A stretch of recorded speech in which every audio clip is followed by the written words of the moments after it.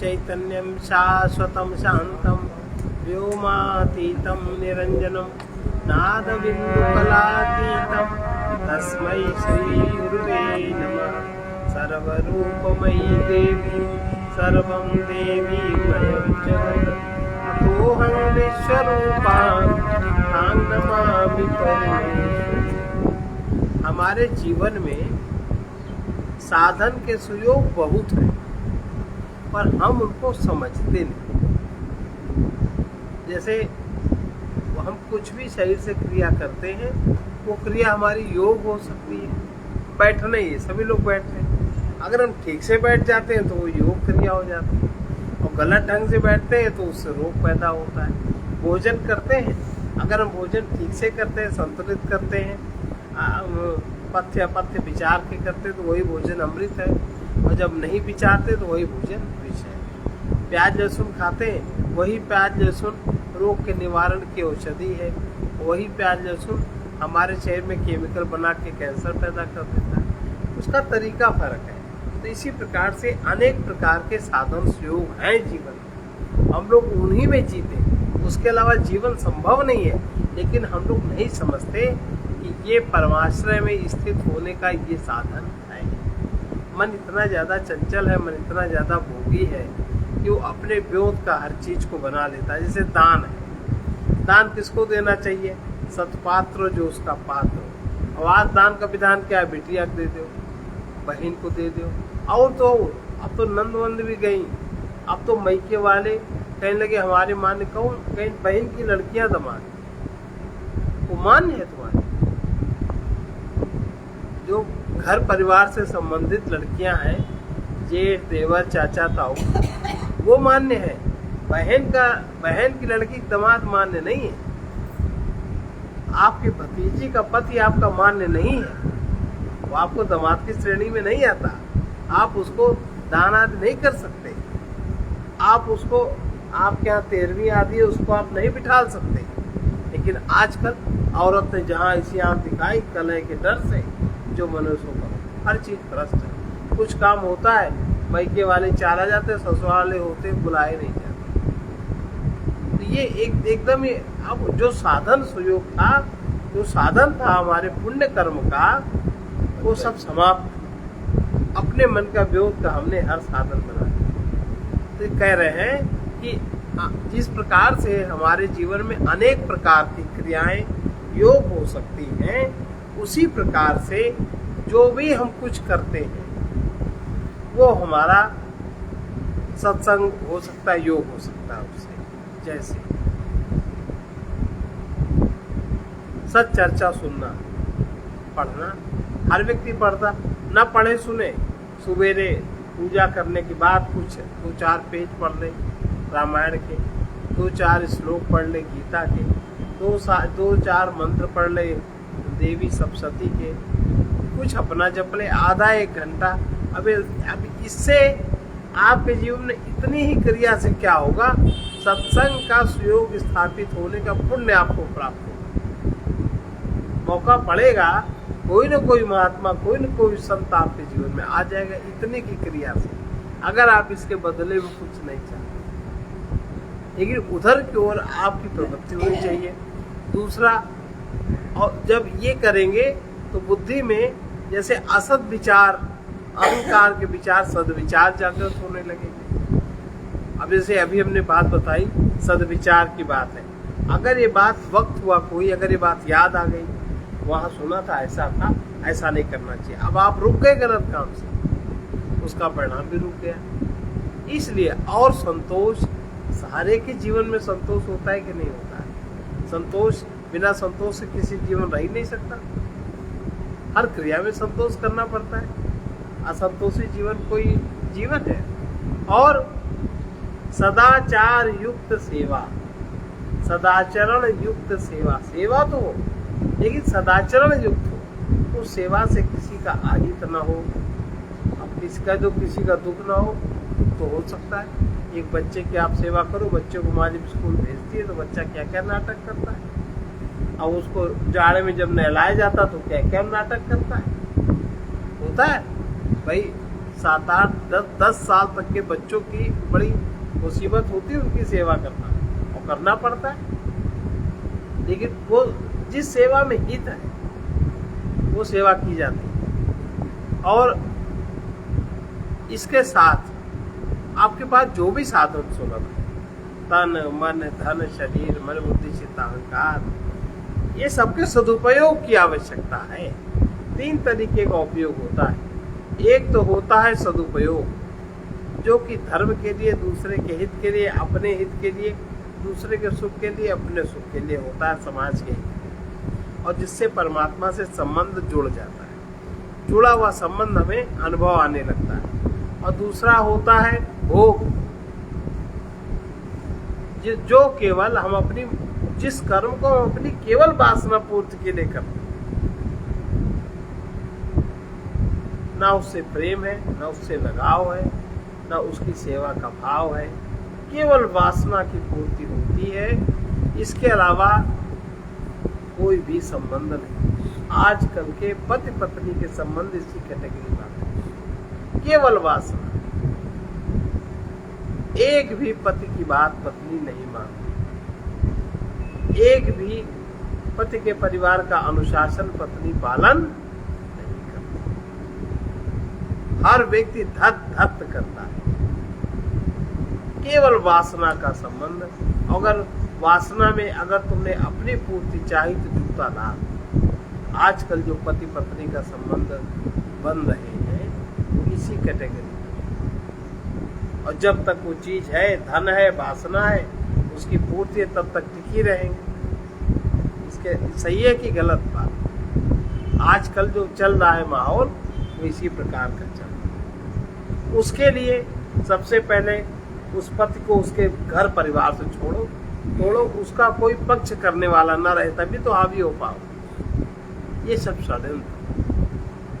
ये साधन का सदुपयोग, जो आपको साधन मिला, पति साधन है, पत्नी साधन है, संबंध साधन है, उसका सदुपयोग ये भोग हुआ। अब उपयोग तो केवल अपने लिए जो होता है भोग होता है। अब हम हमारे 4 बच्चे, हमारा घर, हमारा परिवार, हमारी सास नंद, इनके लिए जो आप प्रयोग करोगे उसको उपयोग कहते हैं। दान हो भी नहीं, वो तो एक आपकी व्यवस्था है। एक होता है सदुपयोग। सदुपयोग के लिए जो जिसका अधिकारी है उसको दिया, जो इसका अधिकारी है उसको नहीं दिया, जहाँ मोह आदि नहीं होता। अब घर परिवार में तो मोह है, कहीं राग है, कहीं द्वेष है, कहीं लड़ाई। इस श्रीमद् भागवत में कहा गया है सभी साधनों का अंतिम फल क्या है। कल जो श्लोक आखिरी में कहा था, दानम स्वधर्मो नियमो यमश्च, दानम नियमो यमश्च, श्रुतं च कर्माणि च सद्व्रतानि, श्रुतं च कर्माणि च सद्व्रतानि, सर्व मनोनिग्रह लक्षणान्ताः, सर्व मनोनिग्रह लक्षणान्ताः, परो हि योगो मनसः समाधि, परो हि योगो मनसः समाधि। श्रीमद् भागवत का है दान, एक दान साधन है। हर व्यक्ति दान कर सकता है, हर व्यक्ति उपासना कर सकता है। तो हमारे पास पैसे नहीं, दान का मतलब पैसे से है ही नहीं। दान तो एक वृत्ति है। दान तो अब जैसे कहते हैं कि महिलाएं यज्ञ कैसे कर सकती हैं, उनके पास सामग्री नहीं, कहाँ बुलाने जाए ना। यज्ञ का मतलब है कि आप जो भी कर्म करते हो उसको परमात्मा के समर्पित होके करो, और फिर जो उसमें जो बचे वो आप अपने लिए सेवन करो। और सबसे अच्छा साधन माताओं के लिए क्या है?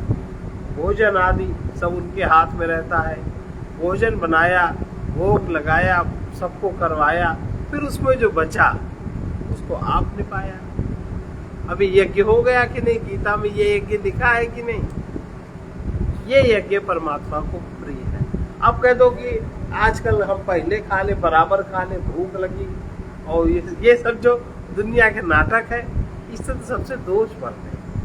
यदा कदा की बात अलग है, पहले परस ले, पहले खा ले, बाद में कोई खाए चाहे ना खाए, ये बात ठीक नहीं। इससे पाप का भोग बढ़ता है और इस तरह करने से पुण्य का भोग बढ़ता है। इस तरह दान नियम 5 नियम है। नंबर 1 शौच, नंबर 2 संतोष। अगर आपका शौच पूरा हो गया तो आप में संतोष आ जाएगा। और नंबर 3 तप, नंबर 4 स्वाध्याय, नंबर 5 ईश्वर प्रणिधान, ईश्वर के प्रति समर्पण। यम, अहिंसा, सत्य, स्तेय, ब्रह्मचर्य, परिग्रह। व्रत, कोई भी व्रत ले लिया, अहिंसा का व्रत ले लिया जिंदगी में, अपरिग्रह का व्रत ले लिया, या दिन में ही एकादशी या द्वादशी का ही व्रत रहे।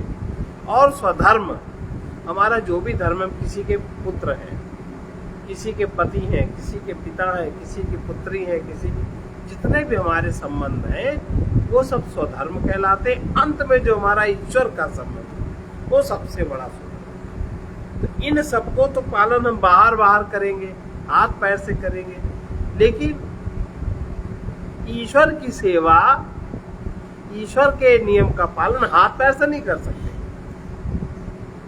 उसको तो हमारी अपने मानसिक अनुभूति प्रतीति की बातें हैं, उस हिसाब से कर सकते हैं। तो सबसे बड़ा स्वधर्म है ईश्वर और जीव का जो संबंध है उसकी अनुभूति करना। इसलिए सारे साधन है, इनका सबका अंतिम फल यही है कि मन एकाग्र हो जाए। मन अर्थात मन में जो रजोगुण है, जो विक्षेप है, विक्षेप होता है मल के कारण। और मल क्या है? सांसारिक पदार्थ जितने हैं उनकी एक साथ कई चाहों का उत्पन्न होगा, वो आप कर ही नहीं सकते। एक साथ एक ही काम कर सकते हो। थोड़ा बुद्धि से, विवेक पूर्वक, धैर्य पूर्वक अगर कोई कर्म संपादन करते हैं तो फिर सफलता मिलती है। तो इनका इस तरह से मन की एकाग्रता नहीं हो पाती। और कोई भी कर्म, भौतिक कर्म हो, आदिदैविक कर्म हो, आध्यात्मिक कर्म हो, मन के एकाग्र हुए बिना कर्म पूर्ण नहीं हो सकता। और जब तक आपका कर्म पूर्ण नहीं होगा तब तक किसी से संबंधित कोई फल भी नहीं आने वाला। और कर्म ना करने की प्रवृत्ति निष्कामता थोड़ी है, लोग यही समझते हैं। जैसे कि हम किसी को कुछ ना कहें, आजकल जो परिभाषा हो गई अहिंसा की, अरे कुछ ना कहो, यह अहिंसा थोड़ी है। अहिंसा तो काफी उच्च स्तर की बात है।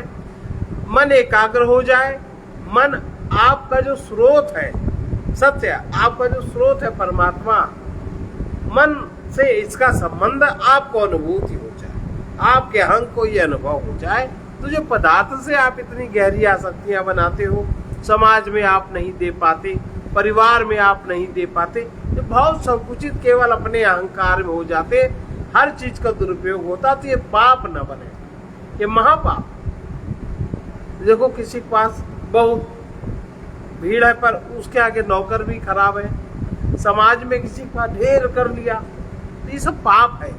कहीं समाज के प्रति पाप है, कहीं परिवार के प्रति पाप है, कहीं व्यक्तिगत हिसाब के प्रति पाप है। अपरिग्रह, जितना ज्यादा अपरिग्रह होगा, जितना ज्यादा, उतना ही ज्यादा मन में शांति रहेगी। और किसी भी व्यक्ति का जीवन तो प्रारब्धानुसार चलता है, ये सत्य नहीं पता किसी को। जब जहाँ जिसको जैसे कुछ होना होता है वो घटनाएं होती जाती, इसके आप कारक नहीं बनते, उसके अनुसार आपको एडजस्ट करना पड़ता है। मन का समाहित हो जाना, हमारा मन समाहित हो जाए चैतन्य में, ये बात मन को समझ में आ जाए कि इसके बिना कहीं शांति नहीं है, मन हमारा चैतन्य हो जाए, मन का विक्षेप शांत हो जाए, यही परम योग है। इससे बड़ा कोई योग नहीं। इस प्रकार प्राकृतिक नियम से अगर देखा जाए तो प्रत्येक मानव साधक है। सबकी गति हो रही है ना, और सबकी गति काहे में? विश्राम हो, शांति हो, प्रसन्न हो, हम निश्चिंत होकर जी सके, कोई रोग ना हो, कोई दोष ना हो। थोड़े जो अच्छे लोग हैं वो समाज की ऐसी कामना करते हैं, लेकिन अपने आगे तो ऋषि पूरी कामना करते हैं, सर्वे भवन्तु सुखिनः। सर्वे माने आपके यहाँ जो नदी तालाब में जीव है वो भी सुखी हो, जमीन में जो उड़ने वाले पंछी, चलने वाले पशु, वो भी सुख।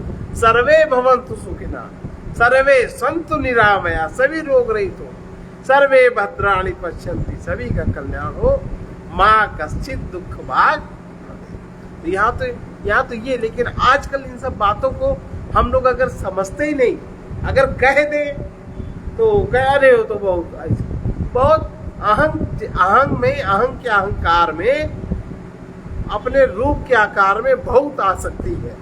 तो प्राकृतिक नियम से मानव मात्र साधक है, और जो कुछ इस संसार में उसे मिला, जिसके जो प्रारब्धानुसार जिसको जो प्राप्त है, वो सब साधन है।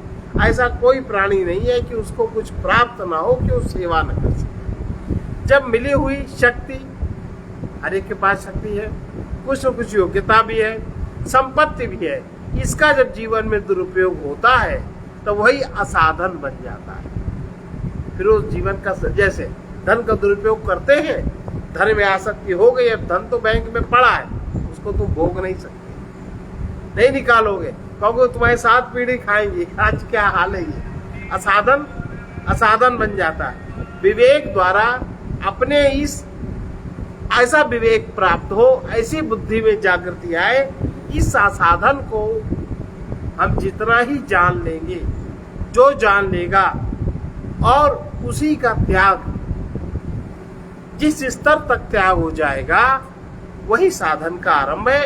इसी को साधना कहते हैं। त्याग से साधन शुद्ध होता है, सेवा से साधन सुंदर होता है, प्रेम से साधन में दिव्यता और पूर्णता आ जाती है। इस प्रकार प्रत्येक परिस्थिति हर जीव के लिए साधन सामग्री है, उसको बुद्धि की जागृति की आवश्यकता है, इसलिए उसके सदुपयोग का विवेक प्राप्त करना चाहिए। सुख दुख का भोगी होना, अब हम सब सुख दुख के भोगी हैं, न सुख को देख पाते हैं न दुख को देख पाते हैं। सुख दुख का भोगी होना साधन में विघ्न है, और सुख दुख का दृष्टा होना साधन में साधन है। लेकिन एक थोड़ी बारीक चीज है, हर एक के समझ में नहीं आने वाला। असंभव को संभव बनाने का प्रयत्न करना और साधन के महत्व प्रकार को भले रूप से न समझना, ये सब साधन में विघ्न है। और साध्य को जान लेने पर साध्य से अभिन्नता, साध्य को अपना मान लेने से साध्य से नित्य संबंध की अनुभूति, बुद्धि योग के द्वारा इस प्रकार साध्य का ज्ञान होता है। और प्रीति के, जो हृदय में प्रीति है, उसके योग के द्वारा साध्य के प्रति आत्मीयता, अपनत्व भाव दृढ़ होता है। तभी नित्य संबंध की अनुभूति निरंतर होती रहती है, तभी जीवन में अखंड अनंत शांति का अनुभव होता है, जिसके द्वारा ग्रहण होता है, जिसके द्वारा, और जिसके द्वारा त्याग होता है, जिसके द्वारा ज्ञान होता है, जिसके द्वारा प्रेम होता है, प्रवृत्ति होती है, निवृत्ति होती है, उसी को साधना कहते हैं। जो कुछ हम सबको मिला है, क्या मिला है? प्राकृतिक रूप से शरीर मिला है, शरीर के साथ इंद्रियां मिली हैं, मन बुद्धि चित्त अहंकार आदि सब मिला है। वो सब भोग का और योग का, दोनों का वो सब साधन है। जिस कामना की आपूर्ति से दुख मिलता है, उसी कामना का त्याग दुख की निवृत्ति का साधन है। ऐसी ऐसी कामनाएं लोगों की होती है और उसकी पूर्ति नहीं हो रही, दुखी हैं, हिंसा करते हैं, अनेक प्रकार से परेशान होते हैं। और अगर वो कामना के त्याग की अकल आ जाए तो दुख की निवृत्ति हो जाए, पुण्य भी क्षीण ना हो।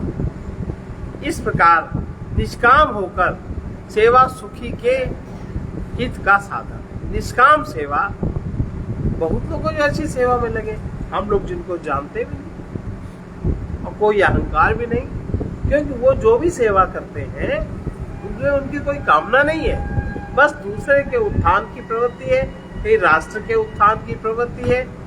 इतना सेवा, इतना भाव है, सब सुखी रहे, हमारे राष्ट्र समृद्ध हो, हमारे यहाँ ज्ञान बढ़े, हमारे यहाँ प्रेम बढ़े, हमारे यहाँ जीवन में सुरक्षा बढ़े। अब इसमें कौन सी काम है? लगे सेवा में, जिंदगी बीत जाती है। ऐसे लोग भी हैं। तो जिस प्रकार से, जिस कामना, निष्काम होकर जब हम कामना की पूर्ति नहीं करते हैं, तब निष्काम सेवा सुखी के हित का साधन। सुख तो है पर शांति नहीं है उतनी, तो अगर वो निष्काम सेवा करेगा तो किसी भी सुखी के व्यक्ति का हित का साधन बनता है। कभी कभी दुर्बलता बहुत होती है, कहीं मनस क्षेत्र में, कहीं बौद्धिक क्षेत्र में, कहीं शारीरिक क्षेत्र में, जहां का हमारा जीवन डिस्टर्ब है वही दुर्बलता का अनुभूति होती है। दुर्बलता को दूर करने के लिए तथा शक्ति को प्राप्त करने के लिए क्या साधन है? तप साधन। जरा सी गर्मी लगी परेशान हो गए, जरा सर्दी लगी परेशान हो गए, जरा सा काम करना पड़ा परेशान हो गए। तो जब तप का पूर्ण आश्रय होता है, तप माने प्रतिकूलता को सहने की सामर्थ्य आश्रय होता है, तब तप हो पाता है। तो किसी भी प्रकार की दुर्बलता उससे दूर होती है। और त्यागी किसे कहते हैं? हम लोग त्यागी किसको? जो कपड़ा छोड़ दे, जो कहते हम भोजन नहीं करते। लेकिन असली त्यागी वो है कि जिसके मन में कामना का त्याग हो जाए। और भी ऊंचा त्यागी जो वासना जिसकी छूट जाए, जो वासना को त्याग करने की सामर्थ्य रखता हो। और अभी तो त्यागी कहलाते हैं, गेरुआ कपड़ा पहनते, सफेद कपड़े पहनते हैं, अपेक्षा क्या रखते हैं? बहुत बड़ा विश्वविद्यालय बनाए। किस लिए बनाएंगे भाई? कि अब बनाने वाले कम हैं और फिर उसी में उलझ के रह जाओ।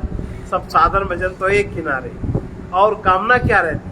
तो असली त्यागी वही है जो कामना का त्याग करता। अब एक होता है जनहित के लिए कामना करना, बन गया, उसको उसके जिम्मेदार सौंपे, चल दिए, ये भी तो है। तो ये कामना नहीं कहलाती। अगर जो त्यागी उसी को कहते हैं जो कामना के त्याग की सामर्थ्य रखता है। और कामना, देखो कामना और वासना में अंतर है। वासना होती कारण शरीर, जो हम पिछले जन्म से लेके पैदा होते, और जब चित्त में संसरण होता है तो वो चीज जब हमारे मन पे आती है तो वो कामना कहलाती है, और जब वही चीज इंद्रियों में आती है तो वो इच्छा कहलाती है। तो कामना का त्याग हो जाए, वासना त्याग का सामर्थ्य हो जाए, और हमारे अंदर जो लोभ, मोह, अभिमान है, इससे हम अपने को मुक्त कर सके। अंत में जो त्याग का अभिमान है उससे भी हम मुक्त कर सके। और जो त्याग का अभिमानी है वो त्यागी नहीं। जैसे लोग बड़ा बड़ा बखान करते हैं, हमने ऐसा, हमने वैसा। एक जज साहब थे, वो बन गए साधु, भाई दंडी सन्यासी बन गए। अभी जब जो को आए उसे परिचय करे, कहे कि हमारी इतनी संपत्ति थी, हमने उस पर लात मार दी, हमारे लड़के हमारे ऐसे थे, हमने लात मार दी। एक बार वो इत्तेफाक से महाराज जी के पास आकर उन्होंने वही बखान किया। महाराज जी कहते हैं, अभी स्वामी जी लात आपकी लग नहीं पाई, लग जाती तो बार बार मारने की क्या जरूरत है। ये अभिमान में नहीं होना चाहिए, अभिमान का त्याग।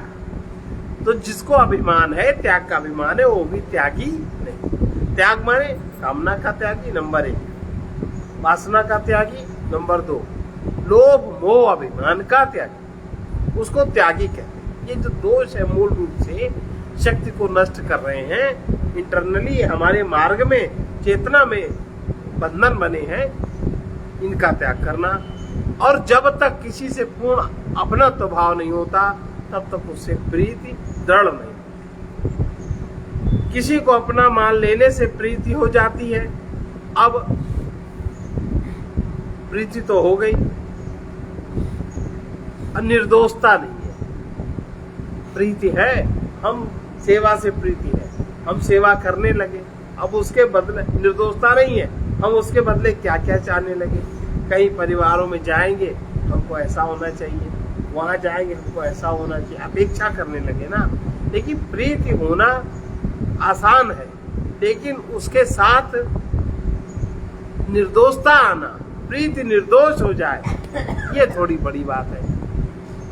जब प्रीति निर्दोष हो जाती है उसी को प्रेम कहते हैं। जिस प्रकार से निष्काम दान किया, उसके बदले कुछ नहीं चाहा, और निष्काम सेवा, इससे पवित्रता आती है, और इस पवित्रता के परिणाम स्वरूप निर्दोषता आती है। अपनी प्रसन्नता के लिए कभी दूसरे पर निर्भर नहीं रहना चाहिए, इससे दीनता बढ़ती है। और दीनता किस बात? मिला, जो भी मिला है शुभ सुंदर, हमारे पास जो कुछ भी है सद्गुण, इसको अपना न माने, क्योंकि अपना मानते तो वहीं पे अहंकार अभिमान आने लगता। ये चीज अगर हमारे में जागृत हो गई है तो भगवान की कृपा का अनुभव यही करना चाहिए कि भगवान की कृपा से हम इन चीजों को बढ़ा ले, हमारा जीवन परम पवित्र हो जाए। और जहां हमारे जीवन में हम बहुत साधन कर रहे हैं, जप कर रहे हैं, सब कर रहे हैं, सेवा भी कर रहे हैं, जितना सुख आदि हमारे प्रारब्ध में वो तो सामने आएगा ही, सामने आएगा, मिलेगा, लेकिन जो नहीं है नहीं आएगा। अब सोचो हमने कौन सी नौकरी करी और कितनों को नौकरी मिलती है। ये हर जीव ये चीज लेके पैदा होता है, जिसका जैसा पिछला पुरुषार्थ उसके हिसाब किताब से सुखोपभोग की कामना उत्पन्न होते ही उसकी पूर्ति का प्रयत्न करते हुए प्राणी नित्य से अनित्य की ओर, आत्मा से देह की ओर, चेतना से जड़ता की ओर, स्वाधीनता से पराधीनता की ओर, शांति से अशांति की ओर बढ़ने लगता है। सुखोपभोग की कामना जागृत होते ही और सुखोपभोग की कामना का त्याग करते ही मनुष्य अनित्य से नित्य की ओर लौट आता है, देह से आत्मा की ओर लौट आता है, असत से सत्य की ओर लौट आता है, जड़ता से चेतना की ओर, पराधीनता से स्वाधीनता की ओर, अशांति से शांति की ओर लौट आता है। परमात्मा की ओर से हमें जो कुछ भी मिला उसकी प्राप्ति के लिए मनुष्य सदा स्वतंत्र। परमात्मा की, अब जैसे देखो परमात्मा की प्रकृति है, हवा है उसमें ना, एक प्राणी कितनी हवा ले सकता है, आपके ऊपर निर्भर है कि आप कितनी हवा ले सकते हो, लेकिन उतनी ही ले पाओगे जिससे आपका शरीर संचालित होता है। इससे ज्यादा आपका शरीर संग्रह नहीं कर सकता, संग्रह करने की प्रकृति में आदत ही नहीं है।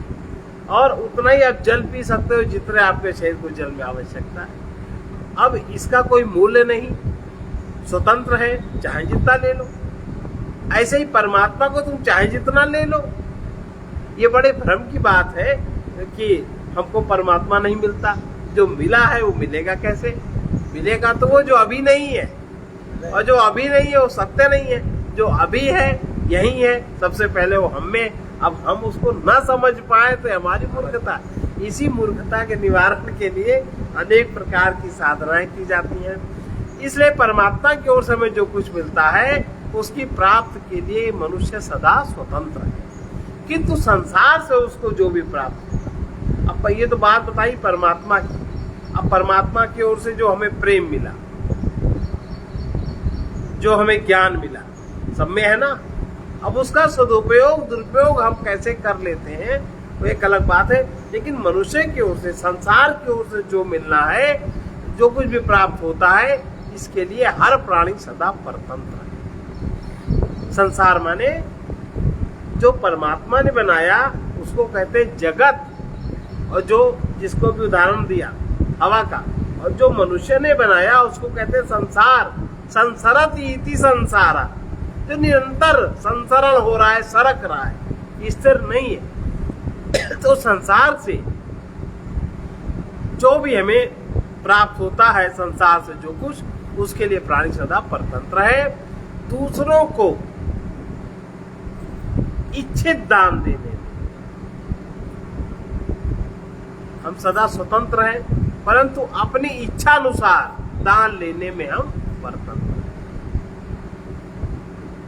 दूसरों हमारे पास जो है, जो शक्ति है, सामर्थ्य है, जो जितना धन है, हम स्वतंत्र हैं, लेकिन दूसरा हमें उतना ही दे, इसके लिए परतंत्र है।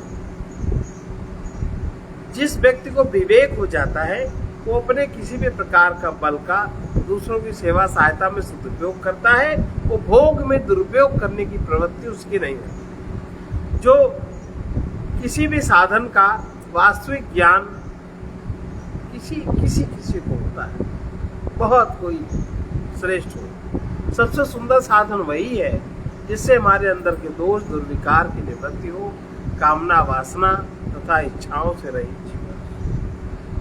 हमें आपको देह, इंद्रियां, मन, बुद्धि आदि जो कुछ भी मिला है वही सब हमें जीवन की पूर्णता का साधन है। जिन साधनों के द्वारा शब्द स्पर्श रूप रस गंध आदि का भोग होता है, वही साधन सेवा के भी साधन है। जिस मन से वस्तुओं तथा व्यक्तियों से अपनत्व होता है, संबंधियों में प्रीति होती है, वही मन सत्स्वरूप परमात्मा को अपना मानते हुए प्रीति को बढ़ाने का साधन है।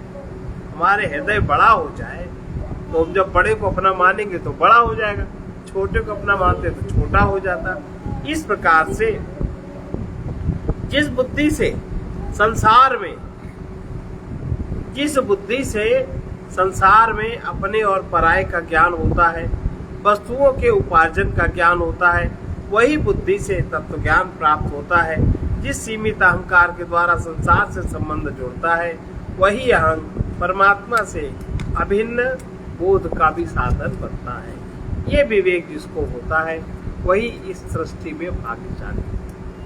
जब कीर्तन पूजा पाठ जितने भी साधन सुलभ हैं, वो तो सब साधन की शुद्धि के लिए साधन। जो भी साधन हम लोग करते हैं, हमें जो साधन मिले हैं प्राकृतिक रूप से, उनकी शुद्धि हो जाए इसलिए करते हैं। बस आज इतना ही।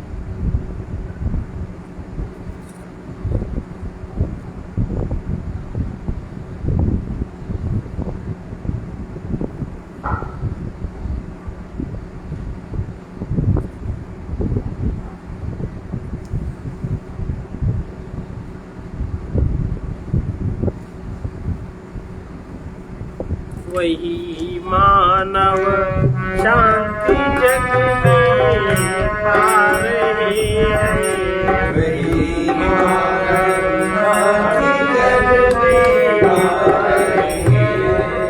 जो सतत गुरु ज्ञान को अपना रहे हैं, जो सतत गुरु ज्ञान को अपना रहे हैं। भोग सुख का अंत दुख है,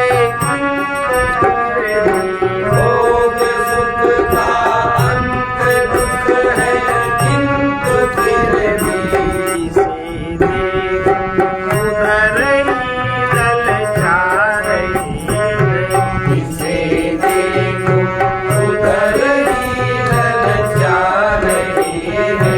जो सतत गुरु ज्ञान को अपना रही है, जो सतत गुरु ज्ञान को अपना रही है। देखते नवयोग को संयोग में जो, देखते नवयोग को संयोग में जो, कभी रोएंगे कभी जो गा रहे हैं, कभी रोएंगे कभी जो गा रहे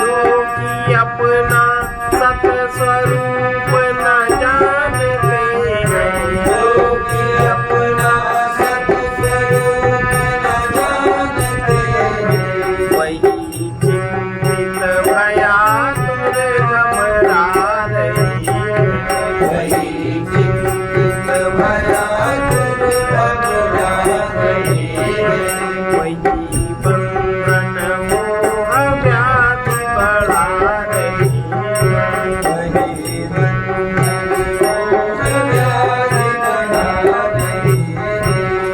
इस तरह से मुक्ति मिल सकती तुमको से, इस तरह से मुक्ति मिल सकती तुमसे, अधिक को गुरुजन यही समझा रही है, अधिक को गुरुजन यही समझा रहे हैं, वही मानव शांति जग में पा रही है, वही मानव शांति जग में पा रही है।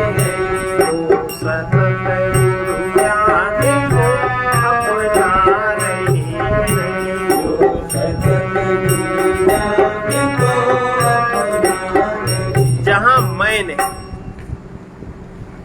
आजकल जो अंग्रेजी पढ़ाई जब से बहुत ज़्यादा इंजीनियरिंग वगैरह का वो हुआ है, तब से मैं का प्रयोग बहुत ज़्यादा सब करते हैं। मैं गया, मैं आया, है कुछ नहीं।